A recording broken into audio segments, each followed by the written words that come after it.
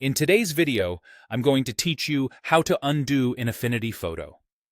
Mastering undo and redo is one of the quickest ways to work confidently, experiment freely, and correct mistakes without breaking your flow. Let's walk through the simplest methods and a more visual option so you can move backward and forward through your edits with ease. First, the basic undo. Anytime you make a change you don't like, use the keyboard shortcut. On Windows, press Ctrl+Z. On a Mac, press Command+Z.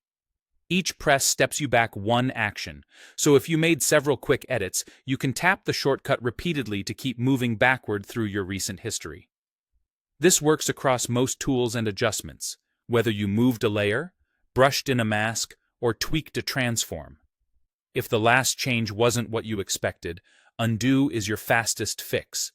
If you undo a little too far, no worries, you can redo.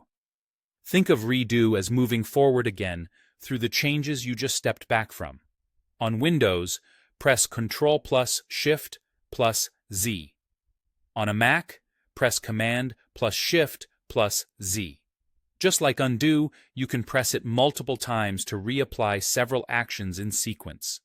One thing to remember: redo is available while you're navigating your existing history. If you make a brand new edit after undoing, the redo path is replaced by your new action, which is normal behavior in most editing apps. For more control and a clearer view of your workflow, use the History panel. Go to the menu at the top, choose View, then Studio, then History. The panel shows a chronological list of your edits, often labeled with the tool or action used. Clicking any previous entry immediately jumps your document back to that moment, letting you compare results or recover a better version of your work.